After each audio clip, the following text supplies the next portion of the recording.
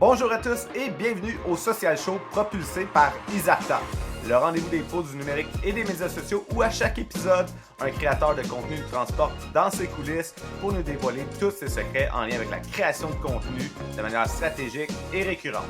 Mon nom est Francis Jeté, j'anime le podcast et je te souhaite bon show!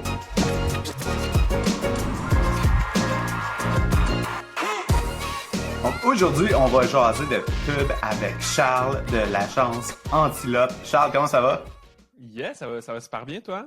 Ça va très bien. Donc, on va parler vraiment de plein d'éléments très intéressants ensemble aujourd'hui. Donc, tu vas nous parler un peu de votre expérience, vous, en agence, comme comment vous créez du contenu chez Antilope. Puis, on va parler aussi de votre spécialité qui est la création de contenu publicitaire. Fait comment on développe l'aspect publicitaire en complément de l'aspect organique. Fait que c'est des sujets qu'on va aborder aujourd'hui. Mais avant ça, là, Charles, si tu peux te présenter un peu puis nous parler ton parcours. Donc, tu sais, toi, t'es le président fondateur d'Antilope. Puis j'aimerais que tu nous dises comment t'es arrivé avec une belle équipe comme toi présentement.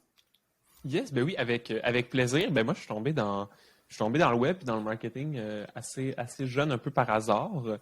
J'ai commencé à aider un stratège web qui était à une rue de chez moi puis que j'ai rencontré un peu par hasard aussi. Puis tranquillement, ben cette personne-là s'est montée une agence. Puis je suis rentré assez vite dans le monde de la publicité, mettons. Puis je me suis mis rapidement à gérer des campagnes Facebook, des campagnes Google. Avec beaucoup de budget, mais tu sais, à l'époque, c'était facile, on va pas se le cacher. Ça coûtait bien moins cher, les résultats étaient bien meilleurs plus facilement. Fait qu'un peu n'importe quelle entreprise qui avait une stratégie correcte puis qui avait des publicités adéquates, disons juste qui ont la note de passage, ça pouvait générer des super bons résultats. Puis au fil des années, ben évidemment, c'est un peu comme lutter contre la gravité. Là. Chaque année, les coûts augmentent, ça devient plus difficile. Il y a de plus en plus d'entreprises qui font de la publicité. Puis ben moi, ça a toujours été dans mes objectifs là, de développer une équipe aussi autour de cette pratique-là. Puis donc, ben, c'est en 2018 que j'ai fondé Antilope. Mais année après année, la pub devient plus difficile. Puis c'est un peu ça, moi, qui me passionne, c'est de voir, bon, ben, OK, on le sait que l'année prochaine, on le sait qu'en 2023, qu'en 2024, ça va être plus dur que les années d'avant. Qu'est-ce qu'on fait? Qu'est-ce que ça veut dire aussi pour les entreprises? Comment on doit pivoter? Comment on doit s'adapter? Ça, c'est vraiment quelque chose que je trouve passionnant. Là. Ouais, puis c'est vrai que c'est quelque chose qui est intéressant de moi en fait c'est une des raisons aussi pourquoi je suis en marketing numérique parce que ça bouge tout le temps, ça change tout le temps puis moi je suis une personne qui aime beaucoup apprendre, j'ai besoin d'apprendre, puis j'aime ça être challengé puis motivé par de la nouveauté, fait que c'est un domaine qui me passionne vraiment pour ça. Puis là, c'est vraiment intéressant que tu amènes cet aspect-là, tu sais parce que oui, la pub, ça peut être super efficace, mais c'est quand même un challenge, puis ça prend des gens qui se connaissent pour vraiment être toujours en mode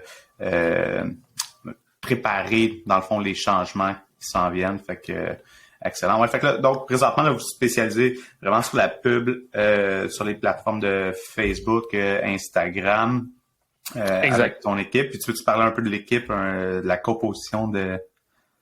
Oui, ben oui. Tu sais, en fait, on se spécialise dans tout ce qui est publicité en ligne. Fait que tu sais, Facebook, Google, on fait du Pinterest, on est en train de tester des choses sur TikTok aussi. Tu sais, on développe aussi ces plateformes-là qui sont des fois pas des plateformes instinctives là, pour la publicité en ligne, mais qui tranquillement deviennent de plus en plus intéressantes, au moins qui peuvent être intéressantes dépendamment de la stratégie. Mais en ce moment, on est 6 dans l'équipe, là, donc il y a 2 gestionnaires de compte, il y a une copywriter, un stratège marketing, puis une designer graphique aussi.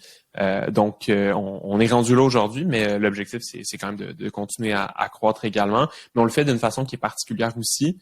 C'est que la façon qu'on fonctionne, c'est qu'on limite notre nombre de clients. Donc, tu sais, notre service n'est vraiment pas adapté à toutes les entreprises, de la même façon que la publicité en ligne en tant que telle n'est pas adaptée à toutes les entreprises. Pas toutes les business qui ont besoin d'en faire au même niveau. Exact. Donc, on sélectionne vraiment à la main, là, on handpick nos clients pour être certain que d'un côté, on puisse leur amener les meilleurs résultats possibles, puis qu'ils soient profitables, puis que ce soit bien pour eux financièrement, mais aussi qu'on ait du plaisir à travailler avec eux, puis que ce soit une expérience positive aussi pour eux, en plus des résultats.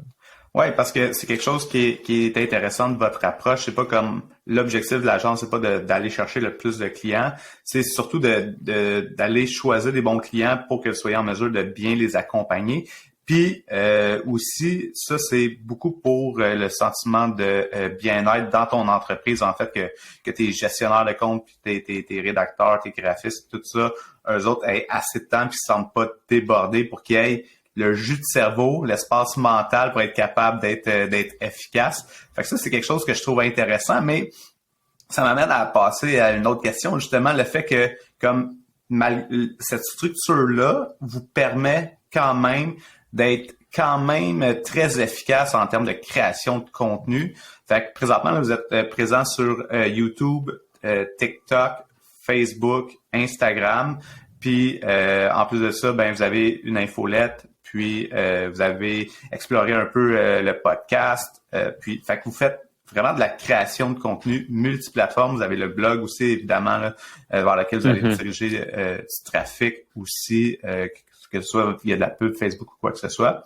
Puis, tout le contenu qui a le plus de valeur, vous le livrez gratuitement sans qu'il soit gaté, là, sans qu'il soit caché derrière une adresse courriel ou qu'on ait besoin de télécharger un e-book ou qu'on ait besoin de payer pour avoir accès à certains de votre contenu. Fait que tout ça, c'est fait avec quand même une équipe restreinte. Puis, c'est fait quand même de manière très efficace. Là. Vous pompez quand même pas mal de contenu. Peux-tu nous parler un peu de cette routine de création de contenu-là que vous avez réussi à créer à l'interne pour que vous soyez en mesure d'être aussi efficace et récurrent sur multiples plateformes? Ouais, ben, tu sais, je commencerais comme par reculer d'un pas puis de regarder un peu le big picture. Puis souvent, les entreprises de services, là, je vais y aller de façon générale, là, mais les entreprises de services vont se dire, OK, je veux plus de clients, puis il y en a beaucoup qui vont se diriger vers l'investissement en vente, avoir un rep ou avoir quelqu'un qui va s'occuper de développer les affaires, qui va un peu développer son réseau, aller chercher des clients de cette façon-là, convaincre, disons, dans notre cas, ce serait de convaincre des entreprises de changer d'agence, ce genre de choses-là. Puis nous, on s'est dit, bon, ben, la majorité des agences font ça. Il y a beaucoup d'agences qui ont des équipes de vente super bien développées, qui sont très bonnes là, pour approcher, pour faire du cold call ou juste pour être dans des réseautages puis arriver comme ça à séduire un peu. Nous, on part de zéro, on n'a pas ça. Est-ce qu'on va dans cette direction-là qui est la même pour tout le monde ou est-ce qu'on va ailleurs? Puis moi, je me suis dit, bon, ben, tant qu'à investir autant pour développer notre clientèle, bon, ben, essayons de le faire d'une façon qui est différente. Puis c'est comme si tout notre budget de vente, il s'en va en création de contenu puis en marketing. Puis c'est pour ça que, tu sais, sur notre équipe de 6, concrètement, il y a Laurence qui est stratège marketing et moi qui sont, tu sais, Laurence est à 90% sur notre marketing interne, puis moi aussi, là, il y a une grande partie de mon travail qui va être ça. Donc, on investit beaucoup de notre temps là-dedans, et aussi parce qu'on voit la valeur, mais parce qu'on y croit aussi. Puis concrètement, ce qu'on va créer en contenu chaque mois, chaque mois, il y a au moins 2 articles de blog qui vont sortir, 2 vidéos qui vont sortir aussi. Sur nos réseaux sociaux, on est là plusieurs fois par semaine. Sur TikTok, on est là une fois par jour aussi. Il y a beaucoup de ce contenu-là que il y a certains contenus qui sont super poussés, super développés, puis il y a du contenu qui est plus léger. On s'entend sur TikTok, on fait pas des vidéos comme on les fait sur YouTube, par exemple, mais c'est notre stratégie de croissance, c'est de se dire que si quelqu'un suit notre contenu depuis un moment, puis à un moment donné a besoin d'une agence, ben on va l'avoir déjà accompagné dans ses réflexions marketing, dans ses réflexions publicitaires. Le jour où il va avoir besoin d'une agence, ben on va déjà être là dans sa tête depuis 6 mois, depuis 1 an. Ça va faire toute la différence versus quelqu'un qui débarque sur Google, qui cherche je veux une agence de pub, puis qui en a en tout cas, à Montréal, il y en a à tous les coins de rue des agences de pub, là, on va pas se le cacher. Ouais. Donc c'est vraiment notre stratégie, c'est de passer par là, puis en même temps, ben tu le sais autant que moi, mais le contenu, c'est la meilleure façon de montrer que on sait ce qu'on fait, de montrer à qui on s'adresse, de quelle façon on le fait aussi, de montrer toutes nos connaissances, en fait. Puis à mon avis, en tout cas, c'est beaucoup plus efficace de faire ça que d'essayer de convaincre quelqu'un en lui disant oui, engage-moi, je te jure que je suis bon, mais sans trop avoir de preuves en arrière, parce que quand tu es en train de vendre un client, c'est difficile de le convaincre que tu sais vraiment ce que tu fais sans avoir rien à lui sortir. Ouais, puis tu prêches par l'exemple dans le fond parce que vous démontrez que vous croyez vraiment à l'approche de la création de contenu, du marketing de contenu, parce que c'est ça que vous faites à l'interne pour votre nous. Là. Exact. Fait que c'est vraiment intéressant. Donc, un autre aspect qui est vraiment intéressant de votre approche, c'est que sur LinkedIn, c'est vraiment les profils individuels que vous mettez de l'avant. Ça, je trouve que c'est quelque chose que les gens ont tendance à sous-estimer l'impact de prendre avantage des profils individuels sur LinkedIn puis des personnes clés. Fait que toi, t'es le fondateur de l'agence, puis c'est toi qui publies ton propre contenu sur LinkedIn, puis tu es là de manière quand même récurrente. Tu as quelques publications par semaine sur LinkedIn sur ton profil perso en plus. Exact. Fait que ça, c'est vraiment toi qui le rédige. Tu n'as pas un ghostwriter, c'est Charles qui prend ce temps-là pour rédiger ton propre contenu. Fait que peut-être me parler un peu de toi là, personnellement quand tu viens pour prendre le temps de rédiger ton contenu LinkedIn, comme c'est quoi ton process dans une semaine pour te permettre de créer autant de contenu? Ben, c'est une super bonne question parce que justement, tu sais, c'est sur LinkedIn en fait, c'est un peu quelque chose qu'on veut développer, mais notre page LinkedIn, on n'est pas du tout actif dessus, c'est pas du tout quelque chose qu'on investit. Mais mon profil moi personnel, c'est quelque chose c'est une place sur laquelle je suis vraiment actif. C'est sûr que on le sait que les profils personnels, c'est un meilleur endroit ou un endroit plus facile pour développer son réseau qu'une page où les pages ont pas beaucoup de visibilité. Faut faire beaucoup de contenu puis du très bon contenu sur LinkedIn pour qu'une page se développe. Puis ça demanderait encore un effort de plus qu'on n'est pas encore prêt à mettre, mais que je suis certain qu'il va être utile un jour. Mais pour le profil perso, grosso modo, ce que je fais, tu sais, j'ai pas exactement de suite de contenu où je vais me dire je vais publier 3 fois X, après ça une fois Y, ou peu importe. Mais chaque semaine, je vais me prendre 1 heure ou 2, puis je vais venir créer grosso modo 3-4 posts pour la semaine à venir. J'essaie de publier comme du lundi au jeudi. Puis tu sais, je vais selon ce sur quoi je suis en train de travailler. Souvent, la moitié de mes posts, ça va juste être des reprises de ce que je suis en train d'écrire comme article de blog ou comme vidéo, mais je vais un peu le rephraser différemment pour que la publication se tienne en elle-même puis que ce soit pas juste une invitation à aller lire un article, mais que le contenu marche. Par exemple, j'étais en train d'écrire un article de blog sur comment comprendre l'algorithme en publicité Facebook. Ben, dans cet article-là, il y a plein de choses que je parle, notamment, mettons, les 10 signaux que l'algorithme va utiliser pour mettre de l'avant une publicité ou la pénaliser par rapport aux autres. Ben, ces 10 signaux-là, ça fait un super bon post LinkedIn. J'ai pratiquement copié-collé la chose. Puis après ça, ben, je l'ai un peu adapté pour que ça se tienne en une publication. Ouais. Exactement. Fait que, tu sais, j'ai des publications comme ça qui sont faciles parce qu'elles découlent de d'autres contenus qui sont déjà faits. Fait que, tu sais, c'est un peu triché, mais ça permet d'accélérer aussi un peu la création. Non, c'est très stratégique. C'est pas. Oui, exact. Tu déclines ton contenu et tu l'adaptes à la plateforme. Et ça, c'est quelque chose de très stratégique pour 2 raisons. Parce que premièrement, tu sauves du temps, fait que tu es efficace avec ton temps. Mais en plus de ça, c'est que tu prends pas le raccourci de dire, hey, ce contenu-là, il est déjà créé sur notre article de blog, puis je vais juste faire un petit post LinkedIn puis copier-coller l'URL. Fait que là, dans le fond, tu es en train d'optimiser aussi de l'autre côté la performance de tes publications sur ton profil perso parce que les gens peuvent consommer la valeur de ton contenu directement dans ta publication à la place d'être obligé d'aller cliquer sur l'article de blog. Puis ça, je trouve que c'est quelque chose que les gens ont de la misère à comprendre aussi, cette notion-là de trouver un juste milieu entre la notion de générer du trafic vers le site web et offrir de la valeur de manière native directement dans la plateforme, dans le fil d'actualité. Peu importe la plateforme, que ce soit TikTok, Instagram ou LinkedIn, on veut que les gens puissent consommer le contenu le plus possible directement, puis pas avoir à les amener vers le site web, mais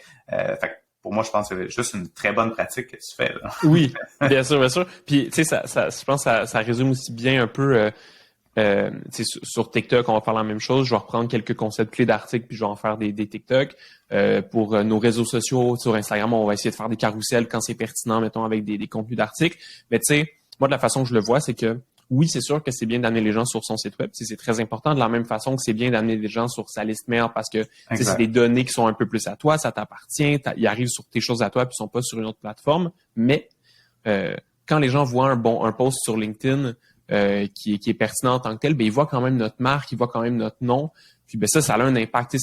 Ça fait une impression à quelque part dans le cerveau de quelqu'un, ça sème une graine de ah ben j'ai trouvé ce truc-là intéressant, c'est qui donc cette entreprise-là? Ah, ils font de la pub, ok, j'en ai pas besoin, ça m'intéresse pas pour tout de suite, mais j'ai planté une graine dans la tête de quelqu'un, puis tranquillement, peut-être que cette graine-là va pousser, peut-être pas, ça va dépendre de la personne, de si elle revoit du contenu après ou quoi, mais si notre objectif, c'est de lancer le plus de graines possible, tranquillement, avec d'autres contenus, ben ces graines-là, il y en a certaines qui vont pousser, puis il y en a certaines qui vont finir par devenir clients, mais si t'es pas toujours en train de semer puis t'es toujours en train d'essayer de faire croître ces plantes-là, ben ces gens-là vont jamais devenir clients, puis ça va être une impression perdue dans la tête de quelqu'un qui va passer à d'autres choses, là. Si tu prends le temps d'écouter le podcast, c'est la preuve que tu aimes ça apprendre et que tu peux améliorer ta création de contenu et tes résultats. Mais si je te disais que tu peux aller encore plus en profondeur sur l'optimisation de ton contenu sur certaines plateformes, serais-tu curieux de savoir comment? C'est simple, tu as juste à te rendre sur le site d'Izarta pour consulter les sujets de formation que je donne en lien avec les médias sociaux. TikTok, la publicité Facebook, Instagram, LinkedIn, peu importe la plateforme sur laquelle tu aimerais ça en apprendre davantage, j'ai sûrement une formation sur le sujet. Tu aimerais développer ton propre podcast, j'ai aussi une formation là-dessus. Puis ça, c'est juste mes formations à moi. Il y a une foule d'autres formations données par des experts d'autres domaines, que ce soit en lien avec le marketing numérique ou plein d'autres sujets fascinants qui vont t'aider à propulser ta carrière. Visite formation.izarta.com pour consulter le calendrier des formations et t'assurer de réserver ta place. Merci à Izarta de commanditer le podcast Le Social Show. Je sais pas si c'est comme moi, mais perso, ce qui m'allume le plus en marketing numérique, c'est vraiment l'aspect stratégique et créatif, pas l'aspect technique. C'est vraiment ça qui m'a allumé la première fois que j'ai entendu parler du CMS québécois RubberDuck. Fini les mises à jour et les bugs de plugins. Fini de chercher des développeurs web pour mettre à jour ton site chaque fois que tu veux faire des modifs. Fini de te perdre dans le code pour intégrer tes pixels et tes outils de tracking statistiques. Si tu travailles avec des entreprises de services ou des clients qui ont besoin d'un site vitrine qui se montre comme un jeu d'enfant, RubberDuck, c'est la solution parfaite pour toi. Tu as besoin de créer un site bilingue? Pas de problème, tu peux facilement modifier les pages franco et anglo en même temps. En plus de ça, c'est eux qui s'occupent du support si tes clients ont des bugs techniques. Qu'est-ce que tu veux de plus? Un chèque? Ben imagine-toi donc que RubberDuck offre en plus des ristournes aux professionnels du marketing et aux agences qui développent des sites web pour leurs clients. Visite rubberduck.io/essai pour tester la plateforme gratuitement pendant 14 jours. Un gros merci à l'équipe de RubberDuck de commanditer le podcast. De retour avec notre invité. Tu viens de donner un bel exemple de toi perso, comment tu fais ta création de contenu sur LinkedIn, mais de manière un peu plus globale, c'est quoi vos process à l'interne dans l'équipe qui vous permet d'être actif sur YouTube, TikTok, Instagram, LinkedIn, l'infolette?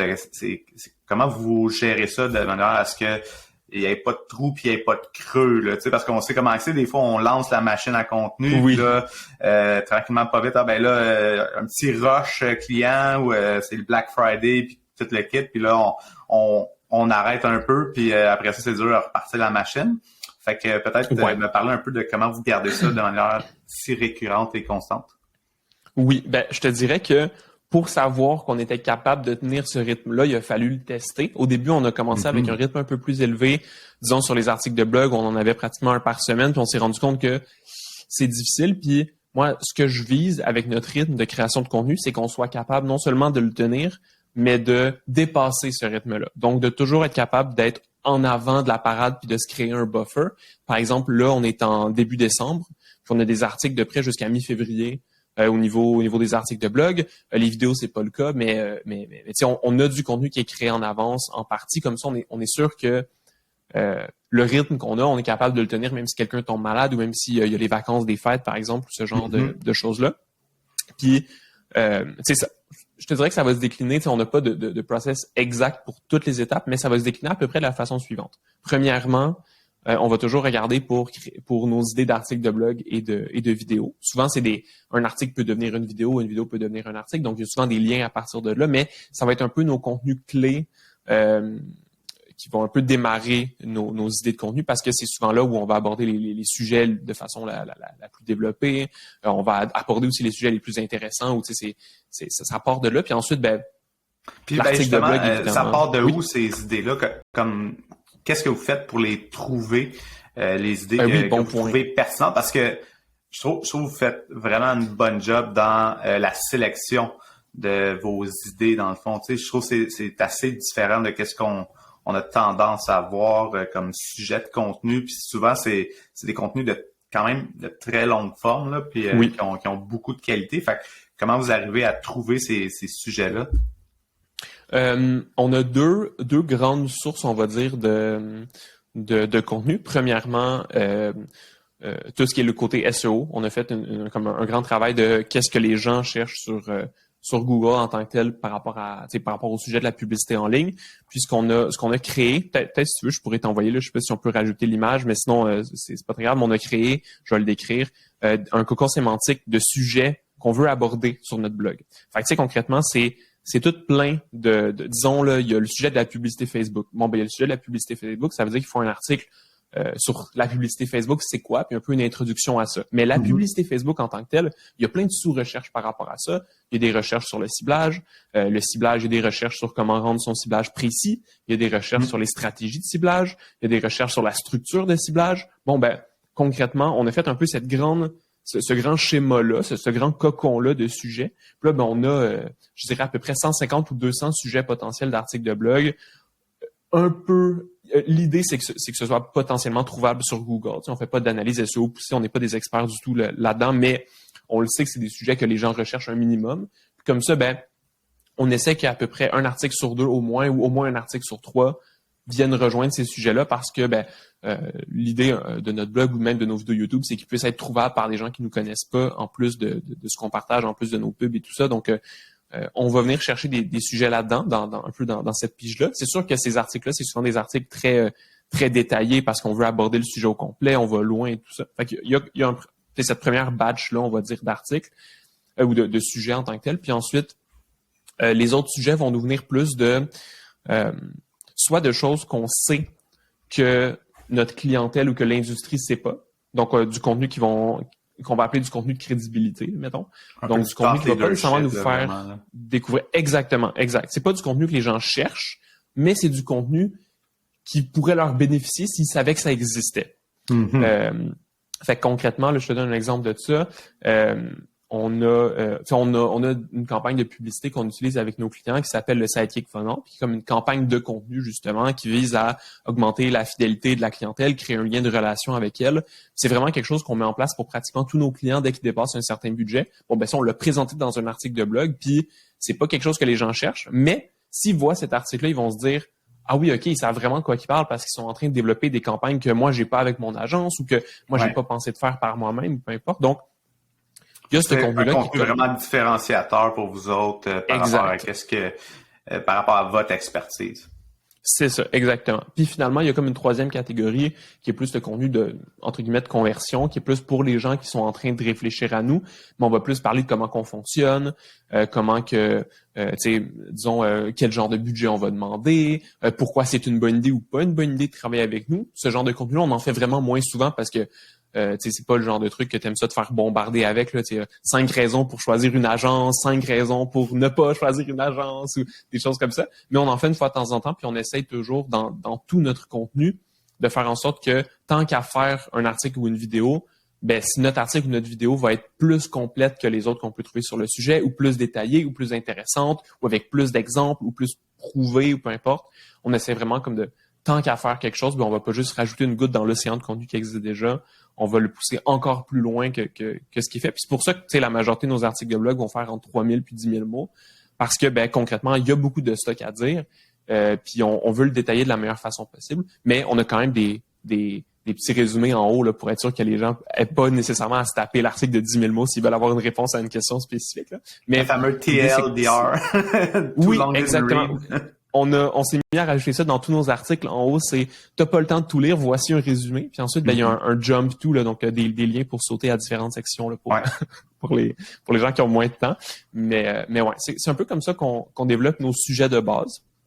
Pour répondre à ta question. Tu viens de nous donner un bel exemple là, de à quel point vos contenus sont travaillés. Vous essayez de vous démarquer en ayant toujours un peu plus loin. Fait que ça demande du temps, ça demande vraiment de la planification. Fait que cette planification-là, ça représente quoi, mettons, dans votre temps, dans une semaine? Je te dirais que planifier le contenu, c'est assez vite au final, parce que c'est très naturel, on va dire, pour nous de trouver des idées. On est vraiment rendu dans un beat où c'est pas compliqué de trouver la prochaine idée. On est capable de brainstormer facilement si on n'est pas sûr de l'angle ou quoi que ce soit. Fait que concrètement, là, tu sais, avec Laurence, on se fait toujours un point marketing chaque semaine. Ce point-là va durer entre 30 minutes et 1 heure. Ça va se faire assez rapidement. Puis on va toujours être prêt tu sais, si un article est terminé, bon, ben, c'est quoi le sujet de l'autre? On va en discuter rapidement, on va se poser là-dessus. Si on n'a plus de TikTok, bon, on va discuter d'une couple d'idées de qu'est-ce qu'on a vu qui pourrait être cool, puis on va partir là-dessus. Fait que, tu sais, c'est dans notre agenda de régulièrement toujours avoir la prochaine idée, mais on préfère, tu sais, il y a quelque chose en marketing, même bon, dans la vie en général, là, mais tu sais, c'est que il y a beaucoup de gens qui vont juste se paralyser pour avoir l'idée parfaite ou le truc parfait, le contenu parfait. Sauf que si tu paralyses par rapport à ça, ben tu crées rien, puis à la fin de la journée, il y a rien qui sort. Donc on préfère se dire, peut-être que le sujet, ce sera pas le sujet numéro 1 sur lequel on aurait dû écrire en ce moment, mais on l'a refait. Au lieu de brainstormer 4 semaines pour trouver un sujet ou trouver un angle, ben allons-y plus vite puis sortons plus, puis ça va être de la bonne qualité quand même. C'est pas comme si on sautait des étapes ou qu'on tournait les coins ronds non plus. Là. Ouais, puis ça, c'est quelque chose de vraiment important que tu soulignes parce que dans le fond, tu sais, souvent on se met la pression que faut que l'idée elle soit parfaite. Puis que dans le fond, tu t'as attendu, puis là, finalement, ton idée, toi, tu penses qu'elle est parfaite, mais elle résonne pas tant que ça avec ton audience. Ouais. Là, il y a des fois que tu vas faire comme cette idée-là, on n'est pas certain, puis là, c'est une de ceux qui va le mieux fonctionner, en fait. Là. Fait que c'est quand même quelque chose d'important d'être capable de tester ça. Puis le restant du workflow, pour la création, fait que là, on a parlé de l'idéation, mais la portion création, c'est quand même ça qui prend le plus de temps versus l'idéation, généralement. Fait que des articles de longue forme, des vidéos, c'est long à faire. Fait que comment vous structurez ça dans vos semaines? Oui. Ben, ça, tu sais, concrètement, on va se bloquer du temps, là. On va se bloquer plusieurs heures par semaine minimum, là, au moins un avant-midi ou au moins un après-midi ou peu importe. Là, une demi-journée minimum par semaine. Mais, tu sais, faut le voir. Nous, on le voit en tout cas comme dès qu'on a un temps libre, c'est une des choses les plus importantes sur lesquelles on pourrait avancer. Tu sais, il y a des entreprises que c'est autre chose. Puis même nous, dans notre cas, il y a d'autres choses aussi qui sont importantes sur lesquelles on peut avancer, mais chaque contenu qu'on crée, c'est comme si on rajoutait une brique à notre château de contenu. Ben, concrètement, on veut mettre le plus de briques possible, puis on veut avancer le plus possible là-dedans. Puis, en plus de ça, évidemment, ben, on veut suivre notre rythme de contenu. Donc, concrètement, si on sort un article aux 2 semaines, ben, on veut au moins créer un article aux 2 semaines avec Laurence et moi qui en créons. Donc, on se donne souvent des ranges de on veut créer un article, que ce soit à peu près 3 semaines de temps que ça va nous prendre là, sur quelques avant-midi, quelques après-midi. Mais dépendamment des sujets, là, moi, il y a des articles que je vais écrire en 3 heures puis que ça va faire un article de 3-4 000 mots parce que c'est un sujet que je maîtrise déjà très bien puis qu'il me reste juste à l'écrire, à le mettre sur papier, c'est réglé. Ouais. Exactement. Puis il y en a d'autres que c'est plus complexe, il y en a d'autres qu'on veut inclure des clients, qu'on veut faire des schémas et tout ça, fait que c'est un peu plus compliqué, mais c'est ce que je peux dire, c'est que on se bloque du temps puis que ce temps-là, il est pas, on peut pas le pelleter par en avant. C'est inconditionnel que dans la semaine, il y a tel moment où, disons, j'aurai pas d'appel, j'aurai aucune autre chose à faire que d'avancer sur un article en question ou d'avancer sur la chose.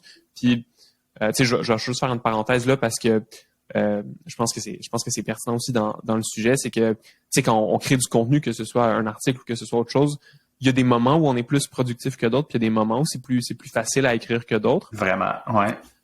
Moi, concrètement, ce que je me dis, c'est que si je me mets à commencer à écrire, je veux au moins faire 500 mots.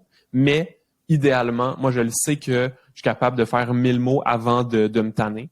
Avant de me faire comme bon, OK, je suis prêt à passer à d'autres choses. Fait que, grosso modo, ce que j'essaie de faire, c'est si je fais une session, je fais mon 1000 mots, puis après ça, je suis content, je peux passer à d'autres choses. Ou je peux continuer si je suis vraiment motivé, mais comme ça, ben, tu sais, à 1000 mots par session, en 2-3 sessions, 4, si c'est un contenu plus gros, c'est réglé, puis c'est pas, t'as pas besoin d'éterniser ça à l'infini, là. Ouais, ça, c'est un excellent conseil de productivité. Tu sais, des fois, on pense que quand on s'assoit pour créer un contenu, faut avoir assez de temps pour le finir ou quoi que ce soit, mais des fois, juste comme avancer un 5 ou un 15 minutes, j'adore la manière que tu l'abordes, de dire comme, hey, on le priorise. Fait que, premièrement, d'avoir le mindset de prioriser ça, puis de dire comme, cette tâche-là, elle arrive pas à la fin quand il me reste du temps. Non, c'est de la prioriser, de la mettre vraiment sur le top de la pile parce que, à force de créer du contenu, ben ça s'accumule, ça devient comme vraiment tu appelles ça des briques là, sur ton château de contenu. J'adore ça comme image. Puis effectivement, qu'à la longue, ben c'est comme ça qu'on crée vraiment un bel écosystème de contenu. Puis qu'après ça, c'est facile d'aller repiger dedans pour recréer d'autres choses, quoi que ce soit.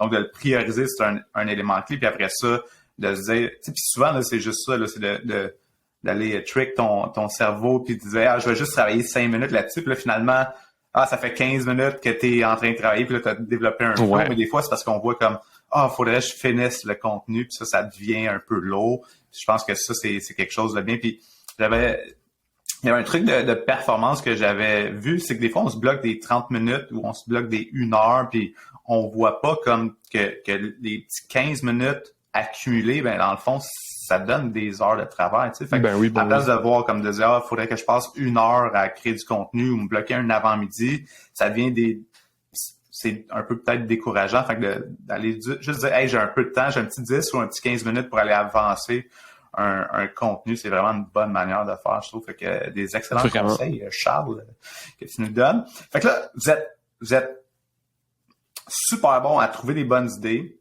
Vous êtes super structuré dans votre création de contenu. Vous êtes multiplateforme, fait que du contenu vidéo, du contenu écrit. Mais là, vous devez avoir quand même des challenges. Comme il doit y avoir des choses qui vous ralentissent, que vous faites comme ça, on a encore de la misère. C'est quoi vos challenges présentement en création de contenu? Oui, je te dirais que tu sais, il y a comme 2 challenges. Il y a un challenge qui est plus un beau défi, puis c'est concrètement, on aimerait ça augmenter la cadence. Puis c'est sûr que pour scaler notre création de contenu, puis faire en sorte de, disons, là, au lieu de sortir 2 articles puis 2 vidéos par mois, qu'on soit capable de doubler ça, par exemple, ça amène des énormes défis parce que on peut pas doubler le temps qu'on met là-dessus, puis ça amène comme plein de points d'interrogation de est-ce qu'on devrait déléguer? Bon, mais si on délègue ça, qui peut avoir la même expertise que nous, on met dans notre contenu, puis que ce soit la même qualité, ou comment qu'on peut, tu sais, vraiment, si c'était pas ça. Ça, c'est comme un challenge un peu plus, tu sais, sur lequel on médite, puis sur lequel on n'est pas pressé d'agir, parce qu'on s'entend que ce qu'on fait déjà comme rythme de contenu, on considère ça très bien, puis on n'est pas nécessairement prêt à passer à l'étape d'après. Mais il y a toujours ça qui nous trotte en tête de, OK, notre cadence est bonne, mais l'étape supérieure est difficile à visualiser, disons. Puis, je te dirais un challenge qui est un peu plus direct puis concret, c'est que quelque chose qu'on le sait qui est bon pour le contenu puis qui est pertinent, c'est d'intégrer plus de personnes, que ce soit de notre équipe ou même de partenaires. On a fait au printemps, à l'automne, pardon, à l'automne dernier, un panel sur les ventes en ligne dont tu étais là aussi. Puis, c'est le genre de truc où on peut faire des événements comme ça ponctuellement, mais on trouverait ça vraiment génial de pouvoir inviter des experts pratiquement dans tous nos articles de blog pour dire, hey, rajoute ta touche, rajoute ton avis là-dessus. Puis ça se fait, on le fait une fois de temps en temps, mais comme ça demande l'interaction avec le monde extérieur, avec souvent des gens qui ont aussi des horaires, qui sont occupés, qui font aussi leur propre contenu ou qui font 1000 autres affaires, c'est compliqué d'avoir cette cadence-là puis de la respecter sans se ramasser à juste devoir dire hey, est-ce que tu veux mettre un peu ton commentaire sur notre article, puis après ça devoir mettre la pression à cette personne-là parce que elle nous revient pas à temps ou ce genre de trucs-là. Fait que il y a comme un peu cette gestion-là externe qui devient un défi parce que pour les articles, ça peut se faire à distance, mais en plus, si on veut inviter des gens dans nos vidéos, ça pourrait être cool aussi. J'aimerais ça comme d'intégrer plus d'experts, sauf que c'est encore plus complexe parce que ça implique d'amener les gens, qu'ils soient disponibles, qu'on soit tous là, que ça marche, que le montage leur convient ou peu importe. Fait que, ça amène des énormes challenges où on peut le faire une fois de temps en temps, mais c'est compliqué de le faire souvent. Puis pourtant, ce serait tellement le fun. Nos vidéos, est-ce qu'on invite des gens, c'est celles qui pognent le plus, puis c'est celles qui sont le plus aussi dynamiques, parce que c'est plus facile aussi de discuter à plusieurs, surtout avec des gens qui amènent un autre point de vue, tout ça. Fait que c'est vraiment quelque chose qu'on veut développer plus là, dans le futur. Ouais, c'est un contenu qui a beaucoup de valeur, puis que je trouve qu'on voit pas assez justement ce genre de contenu-là collaboratif qui permet d'aller chercher des audiences croisées d'un côté puis de l'autre. Puis c'est une des raisons pourquoi je fais le podcast aussi. L'autre raison, c'est parce que j'ai bien la misère de m'asseoir puis de parler devant une caméra tout seul. Donc le format podcast nous permet de faire du contenu vidéo enregistré à deux, puis justement c'est plus collaboratif. Et évidemment, quand on va faire le lancement du podcast, tu vas être capable de le partager avec ton réseau qui a un peu d'overlap peut-être avec mon réseau, mais qui va assurément aller chercher d'autres personnes. Et pour toi aussi, c'est ça la valeur, c'est d'aller chercher une visibilité à l'extérieur de ton réseau. Fait que le contenu collaboratif, effectivement, qui a vraiment beaucoup de valeur, mais que je trouve qu'on voit pas assez. Parlant de contenu qui a de la valeur, là, vous investissez vraiment beaucoup de temps pour développer du contenu organique qui est directement dans les fils d'actualité, mais vous investissez quand même aussi de l'argent sur de la publicité. Fait que non seulement vous aidez vos clients avec la publicité numérique, mais vous le faites aussi pour vous-même. Dans le fond, c'est de ça qu'on va jaser là, dans les prochaines minutes, vraiment de cette notion-là. Fait que là, on a un écosystème, on est en train de se bâtir un château de contenu. Puis là, c'est quelle brique qu'on choisit de ce château-là pour mettre de l'avant dans nos campagnes publicitaires. Fait que, peut-être si tu peux nous parler un peu de cet aspect-là, dans le fond, de dire, bon, ben, comme quelqu'un qui nous écoute, pourquoi c'est important d'investir sur de la publicité, puis pas juste créer du contenu organique, puis comment ces deux éléments-là comme s'emboîtent dans une stratégie de contenu puis de marketing numérique? Yep. Ben, concrètement, là, tu sais, la publicité pour une stratégie de contenu, elle est évidente pour la simple et bonne raison que, mettons, moi, si je crée un article de blog puis que je passe, on va dire que moi, plus tous les autres gens qui vont y toucher, on passe 5 heures, 10 heures à créer un bon article, ben, si je fais juste le mettre en organique, j'ai peut-être, je vais faire un chiffron, j'ai peut-être 100 personnes qui vont le lire, peut-être avec le SEO, je vais me retrouver avec 10-15 personnes de plus chaque mois qui vont venir le regarder. C'est bien. Sauf que j'ai mis toutes ces heures-là, puis j'ai, on va dire, 150 personnes au bout de quelques mois qui vont l'avoir vu. Tandis que si je mets de la pub, je peux avoir 12 000 personnes, je peux avoir 1 million de personnes si je le voulais, là, si je voulais mettre suffisamment d'argent, qui le liraient. Puis c'est vraiment comme l'étape d'amplifier la visibilité puis de décupler un peu la portée de chaque contenu. Puis c'est pas juste important, pour moi, c'est pratiquement essentiel parce que on le sait que les plateformes organiques aujourd'hui on donne très peu de visibilité par défaut. Puis on est dans un domaine, je prends notre cas, mais on est dans un domaine où les gens interagissent très peu. Le milieu des affaires, c'est pas le milieu le plus vocal. Par exemple, pour comparer, si tu as une entreprise qui est une animalerie, puis que tu demandes à ta communauté de mettre une photo de leurs animaux, tout le monde va se pitcher pour montrer leur chat, leur chien ou peu importe quoi, ou leur enfant si c'est pour les enfants. Les gens aiment ça interagir dans certaines audiences, puis il y en a d'autres que c'est beaucoup plus silencieux parce que c'est rare que ça va être moins naturel. Puis donc, ben, les plateformes privilégient ce qui est social, comme les photos d'animaux. C'est une caricature, mais c'est le cas pareil. Puis ça fait en sorte que peut-être qu'une animalerie n'aura pas besoin de mettre de la publicité sur son contenu parce que naturellement, déjà, ça va être visible.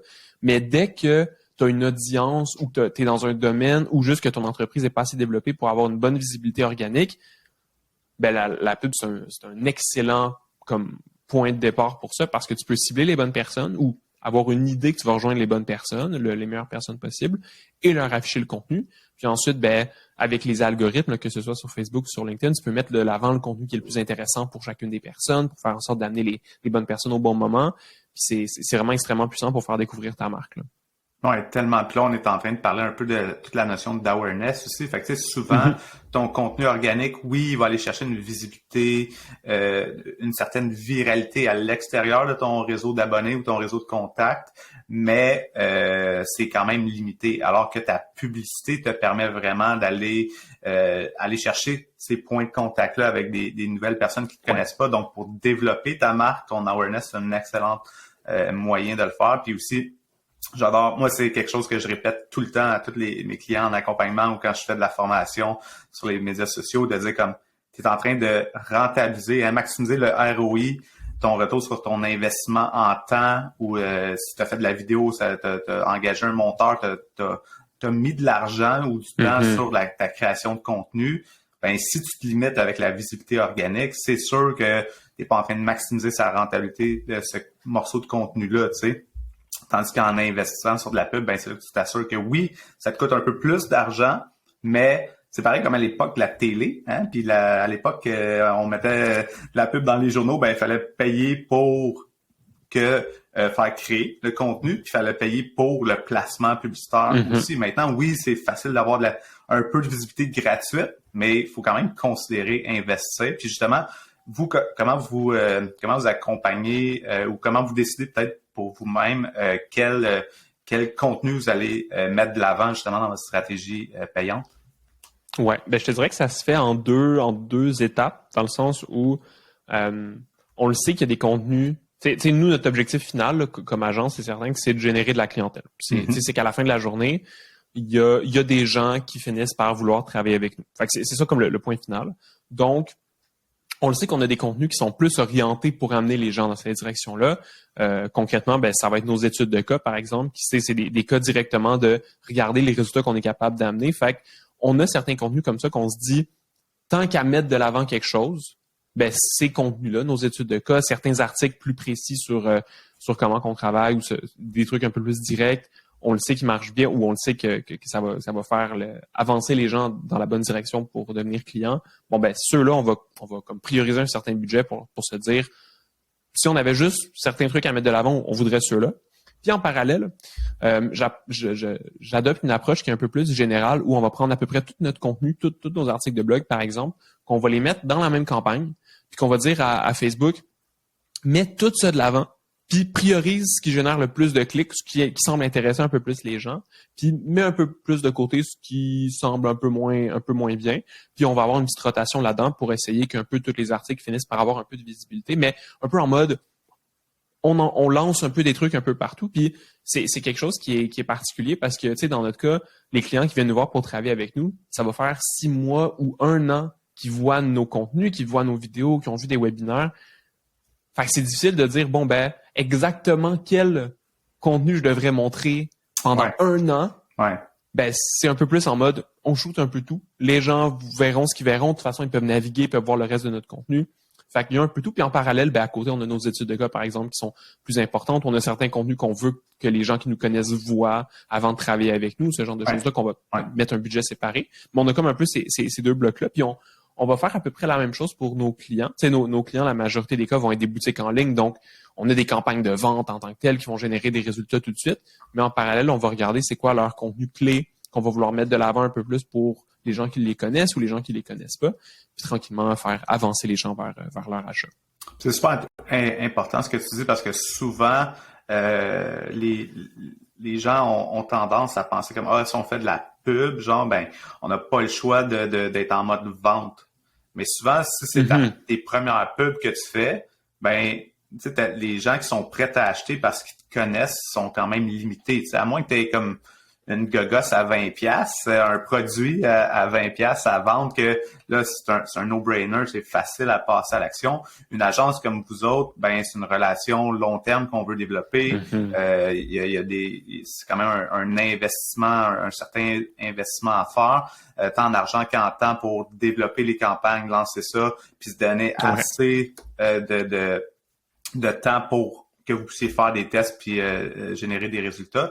Fait que je pense que c'est quelque chose qui est important aussi à considérer, cet aspect-là. Puis donc, ça nous prend du contenu qui va nous faire découvrir, puis du contenu de vente éventuellement aussi. Mais je pense que les gens, ils ont tendance à penser que on va faire de la pub, puis tout de suite, c'est du genre des ventes. c'est instantané, puis on va avoir des ventes puis tout le kit. Mais il faut penser à cette notion-là d'aller créer des points de contact. Fait que, avez-vous une formule, vous, pour dire comme mettons tel type d'entreprise, tout dépendamment où est-ce qu'ils sont rendus, des ratios d'investissement en awareness versus considération versus conversion. Est-ce que vous avez des formules que vous avez développées un peu à l'interne pour aider les gens à planifier un peu leur budget de ce côté-là? C'est une bonne question.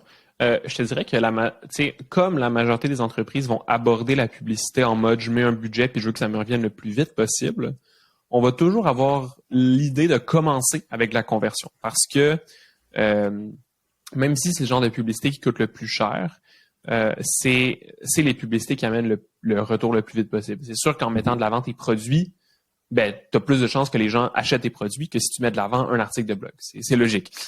Mais ça va dépendre évidemment des entreprises parce que pour que tu génères des ventes, il y a le time to purchase à considérer. Donc, le temps moyen qu'un client qui découvre ton entreprise va mettre avant de faire son premier achat. Dans notre cas, c'est 6 mois à 1 an. Fait que c'est complètement une autre réalité que, disons, nos clients boutiques en ligne que tu peux faire un achat après quelques jours parce que le produit t'intéresse ou après une semaine ou deux. Donc, souvent, la majorité du budget va aller en conversion parce que ben ça va se rentabiliser vite, puis on va pouvoir construire là-dessus. $1 mis en pub va nous revenir avec $3 de revenus, $5 de revenus, des fois plus. Bon, ça dépend des business, mais au moins ça va nous revenir tout de suite. Ça, on va le mesurer, puis on va faire comme OK, c'est rentable. Puis là, ben, tranquillement, on va venir investir de plus en plus dans du contenu, dans de la notoriété un peu plus générale qui va pas nous amener un retour sur investissement maintenant, mais qui va nous amener un retour sur investissement à long terme vraiment, vraiment important, mais qu'on pourra pas mesurer à court terme puis qui va pas revenir dans nos poches tout de suite. Fait qu'il faut plus mettre cet argent-là en se disant je le place pour ma retraite ou je le mets pour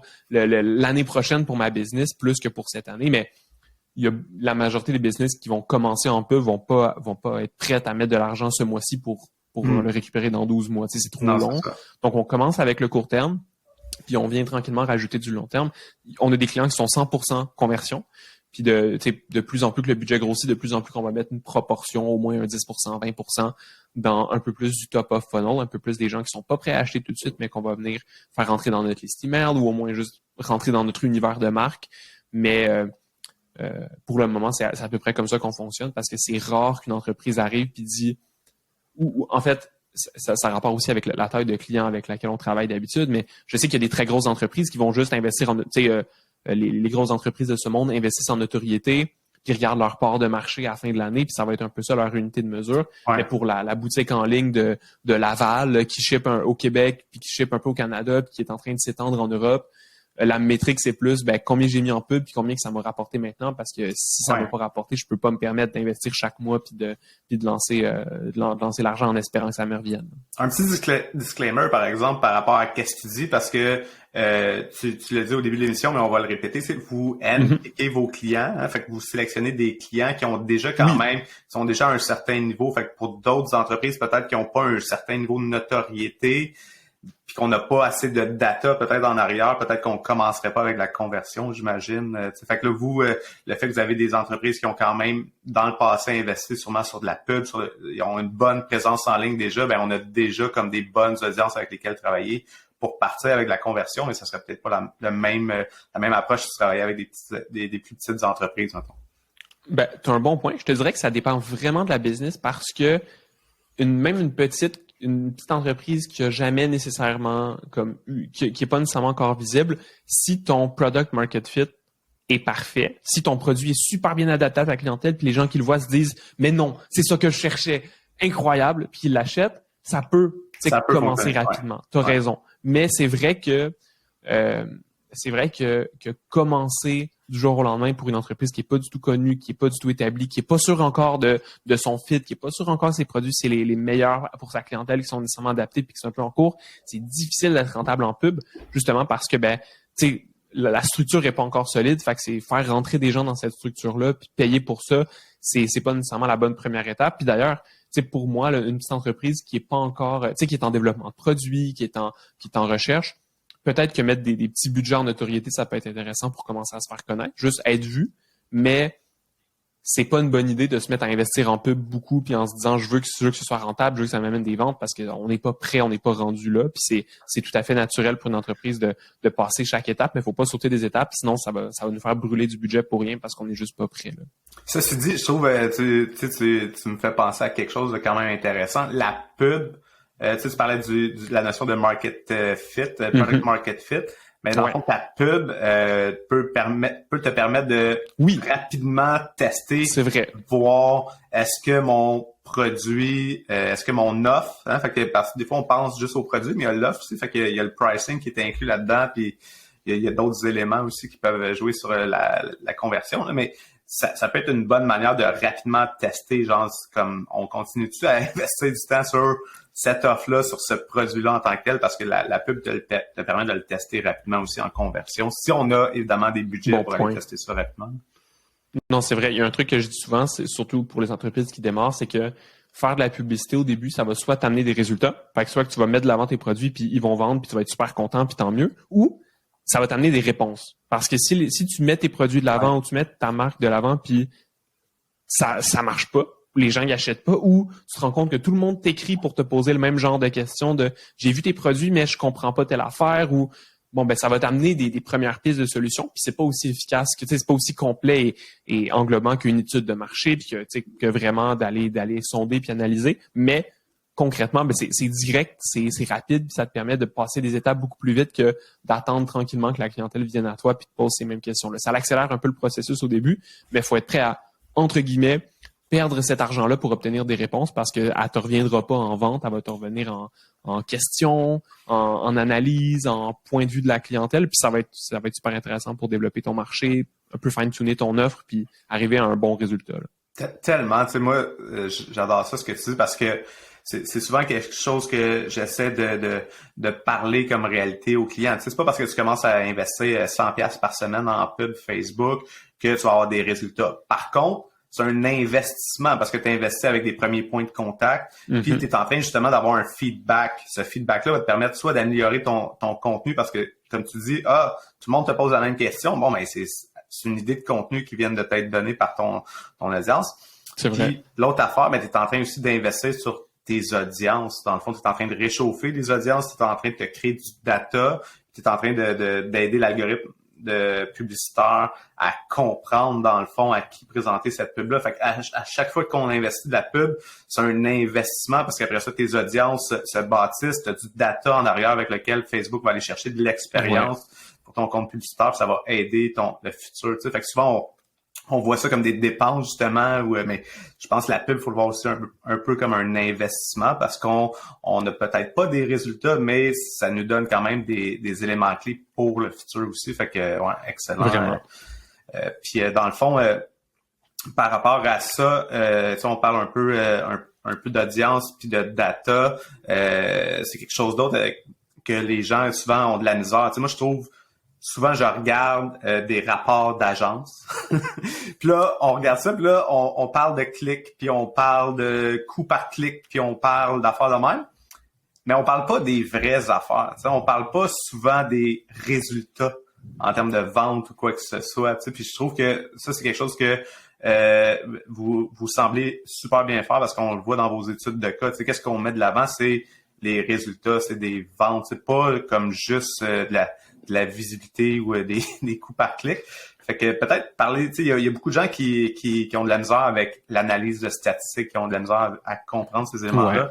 Quand on met de l'argent en pub, c'est quoi qu'un client devrait regarder pour dire que cette pub-là a fonctionné ou pas? Ouais. Ben, concrètement, là, l'exemple le plus général, c'est une boutique en ligne ou une entreprise qui au moins va vendre son service ou son produit en ligne puis va pouvoir avoir cette action-là sur son site web. Ben, dès qu'il y a une action comme ça qui est faite sur ton site, comme tu vas sur ton Shopify, tu fais ajouter au panier, t'achètes, ben, tu peux le suivre avec ta plateforme publicitaire. Ça veut dire que même si, parenthèse, c'est pas parfait, le suivi est pas précis à 100%, mais ça peut te donner une idée de, bon, ben, combien il y a de personnes qui, suite à un clic sur ta pub, ont complété leur achat. Donc, concrètement, je vais prendre l'exemple de Facebook parce que c'est le plus commun. Sur Facebook, le tracking va se faire de façon assez fiable sur 7 jours. Donc, concrètement, si quelqu'un clique sur ta pub le lundi, retourne sur ton site le vendredi à partir du même appareil où le compte Facebook est connecté, puis complète son achat, bien, ça va être possible pour Facebook de dire « Hey, moi, je le sais que c'est telle pub le lundi qui t'a fait cette vente-là. Fait que c'est grâce à moi, c'est grâce à moi. » Bon, évidemment, les plateformes aiment ça, s'attribuer tout le mérite. Pendant ce temps-là, tu as peut-être eu 2 infolettes, tu as peut-être été dans un marché, tu as peut-être plein d'autres présences, évidemment, mais les plateformes te permettent de mesurer l'impact de chacune des publicités, de chacune des campagnes, de chacune des choses sur tes résultats finaux. Puis si toi, ton objectif d'investissement, c'est que tu dis « je veux faire de la pub pour me générer des ventes », bien, ça devrait être ça ta mesure de performance. Ça devrait être, bien, à la fin de la journée, est-ce que j'en ai fait des ventes? Puis combien ça m'a coûté pour aller me chercher une vente? C'est quoi mon coût par vente? Puis est-ce que je suis profitable là-dessus? C'est quoi mon retour sur investissement publicitaire? Ou c'est quoi mon ROAS, mon Return on Ad Spend?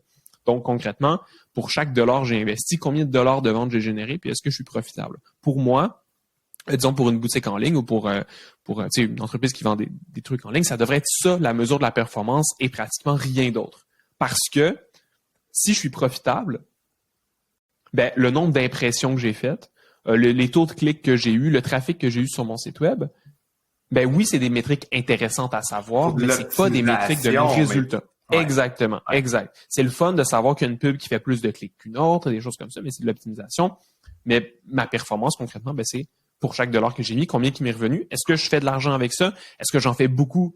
puis je vais me construire une nouvelle piscine l'été prochain, ou est-ce que j'en fais juste un petit peu, puis je vais avoir une piscine gonflable pour les enfants, tant pis, bon, ben, on va commencer en quelque part, mais c'est ça la métrique, c'est concrètement pour générer des résultats, c'est est-ce que j'en génère? Parce que il y a beaucoup d'entreprises qui vont se concentrer, disons, sur le trafic généré, par exemple. Est-ce que j'ai des gens qui ont visité mon site? Mais oui, c'est vrai que c'est important parce que plus que tu as de gens qui entrent dans ton site, plus qu'ils entrent dans l'univers de ta marque, plus que ça va finir par donner des clients.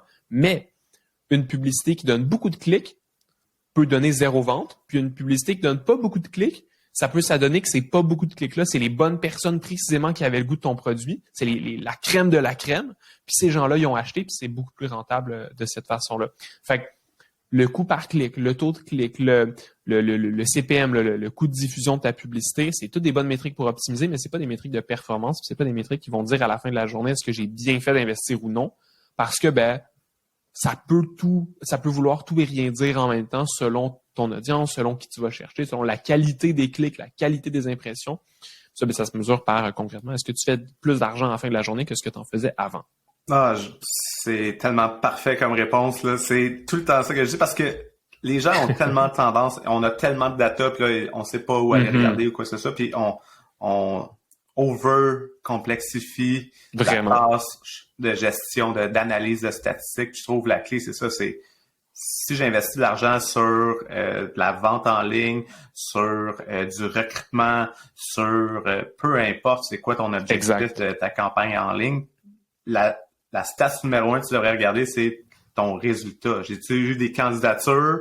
J'ai-tu des candidatures de qualité, à la limite aussi? Il y a l'aspect qualitatif oui, totalement. au-delà de l'aspect quantitatif. Puis, est-ce que ça a généré des ventes? Ça a-tu généré le résultat? Fait que toutes les autres statistiques sont aussi importantes pour l'optimisation, mais s'il vous plaît, gardez un œil sur vos stats les plus importants. Oui, totalement. Est-ce que si tu avais un conseil à donner à des gens qui ont comme peut-être pas encore osé investir en pub, puis qui pensent que faudrait juste créer du contenu organique, là, ça serait quoi le conseil numéro 1 que tu donnerais à des personnes comme ça qui ont comme pas encore osé à investir de l'argent sur de la pub Facebook ou Instagram ou peu importe? Oui, souvent quand les gens qui en font pas, ils s'imaginent que pour faire de la pub, pour que ça marche, faut que je fasse beaucoup d'efforts, faut que je mette beaucoup de budget, il faut tout de suite que j'engage une agence ou quoi. Moi, mon conseil c'est vraiment pas là, c'est trempez-vous l'orteil. Prenez une publication organique d'un bon contenu qui a bien fonctionné, puis essayez de la mettre de l'avant un petit peu. Même si c'est pas bien ciblé, même si c'est pas parfait, c'est pas grave. Là, juste le fait de rendre son contenu plus visible auprès de à peu près les bonnes personnes, même si c'est pas la crème de la crème, peu importe, ça va être un excellent début. Puis vous allez déjà commencer à avoir un petit retour de peut-être que je fais pas tout de suite plus de ventes instantanément, mais est-ce que je vois que les gens s'intéressent un peu plus? Est-ce que je vois que j'ai un peu plus de visibilité? Puis ça peut être à coût de 10-20 $. Ça peut être vraiment à petite étape par petite étape, mais ça va venir développer votre contenu si vous avez une stratégie de contenu, ou ça va venir tranquillement mettre de l'avant vos produits si c'est plus si vous n'avez pas encore nécessairement de contenu. Mais c'est une bonne première petite étape. Puis après ça, toutes les marches se font. C'est possible soit d'apprendre par vous-même, de créer des campagnes. Il y a plein de bonnes vidéos sur YouTube. Nous, on a une formation là-dessus d'ailleurs. Il y a plein de bonnes formations au Québec, même que ce soit sur Facebook, que ce soit sur n'importe quelle autre plateforme. Si vous voulez juste commencer à faire quelque chose, les plateformes sont rendues plus accessibles qu'avant. C'est possible là, en quelques heures, si vous savez utiliser un ordi, évidemment, mais en quelques heures ou une journée, de créer ses premières campagnes, mettre en place ses premières pubs. C'est pas aussi difficile qu'avant. Puis juste avec ça, on se trempe l'orteil, on regarde qu'est-ce que ça donne. Il y a des possibilités que ça marche super bien, super rapidement. Puis là, let's go, vous savez ce que vous faites. Puis si ça marche pas super bien, au moins ça va vous donner des réponses. Au moins il va y avoir des stats là-dedans analysables, que ce soit tout seul ou avec un ou une consultant, consultante, peu importe. Mais trempez-vous l'orteil puis tranquillement comme ça, construisez là-dessus parce que ça peut être un énorme moteur de visibilité et de croissance selon qu'est-ce que vous visez ou les deux en même temps. Puis ça va être, c'est toujours bénéfique d'être plus visible.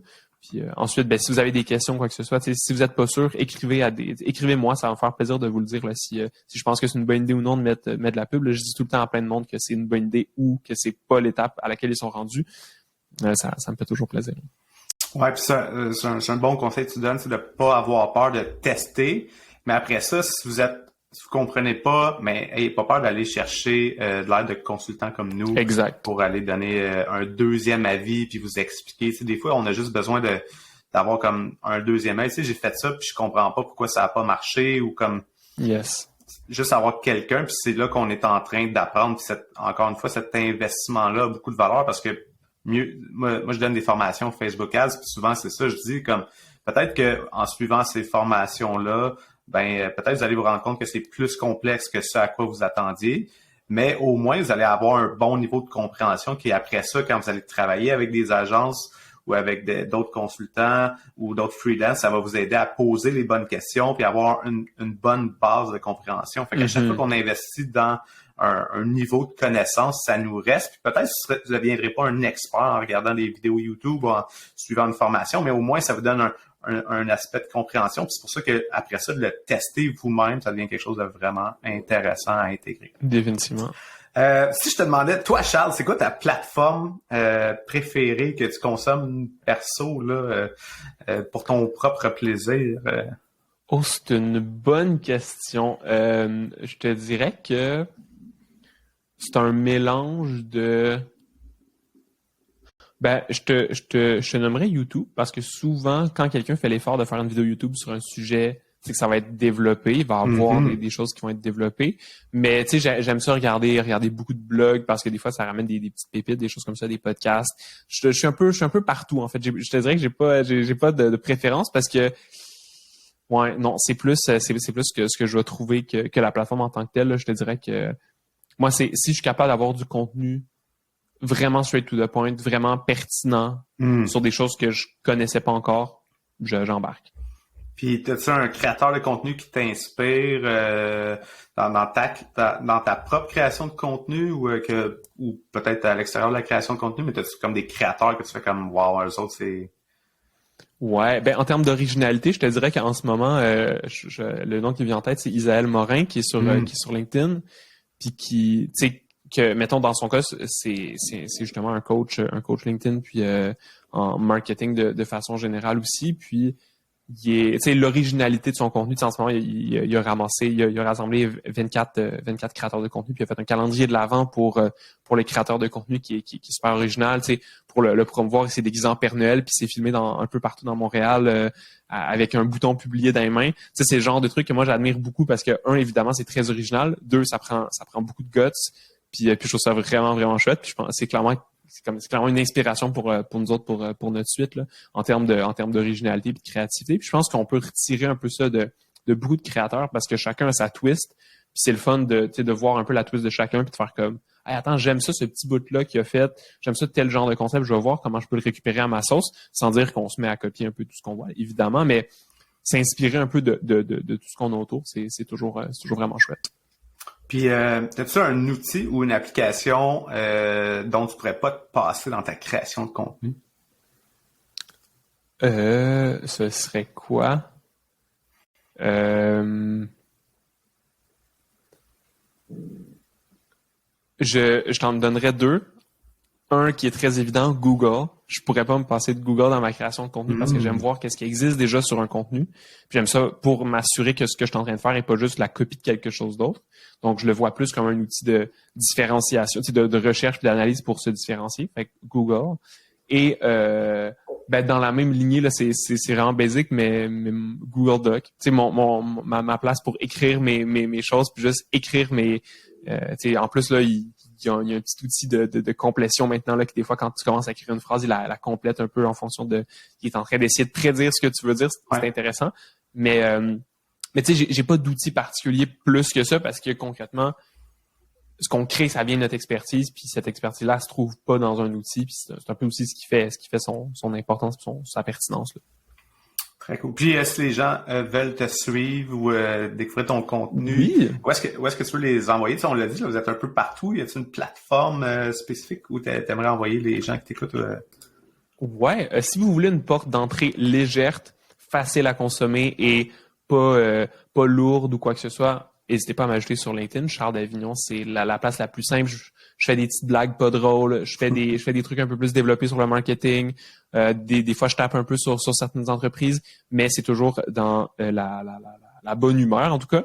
Et si l'objectif, c'est un peu plus de développer vos connaissances en publicité, notre chaîne YouTube, notre blog, c'est un peu les meilleures places pour ça. Les contenus se rejoignent aussi, mais c'est là qu'on partage les idées de la façon la plus développée possible. Puis c'est là que, disons, sur LinkedIn, ça va être un petit peu un survol, mais sur notre blog, sur nos vidéos, ça va être toute l'affaire au complet. Il y a même pas besoin de s'inscrire, il n'y a pas besoin de rien faire. Tout est là, gratis, à votre disposition. Ben, merci Charles pour ton temps précieux aujourd'hui. Ben, merci à toi. Merci à toi pour l'invitation. C'était vraiment chouette. Si tu t'es rendu jusqu'ici, je veux te dire merci d'avoir pris le temps d'écouter l'épisode au complet. On sait qu'il y a une tonne de contenu sur Internet, donc que tu sois là jusqu'à la fin, ça me touche vraiment. Je vais aussi prendre le temps de remercier Isarta, qui est le commanditaire officiel du Social Show. D'ailleurs, je t'invite à aller visiter le formation.isarta.com pour voir toutes les formations en lien avec le marketing numérique, dont quelques-unes de mes formations à moi. Finalement, un autre élément qui pourrait t'aider dans ta création de contenu, c'est la machine à contenu. C'est quoi ça, la machine à contenu? C'est simple, c'est un outil que je suis en train de développer qui va vraiment t'aider à toutes les étapes de ton processus de création. De l'idéation à la gestion de tâches, en passant par l'analyse des statistiques et tout l'aspect stratégique de la création de contenu. Tout ça, c'est dans un seul outil. Ça s'appelle la machine à contenu. Donc, visite machineacontenu avec un s.com pour te mettre sur la liste d'attente et pour savoir tous les détails en lien avec cet outil. Je ne te retiens pas plus longtemps, je te dis merci et à la prochaine.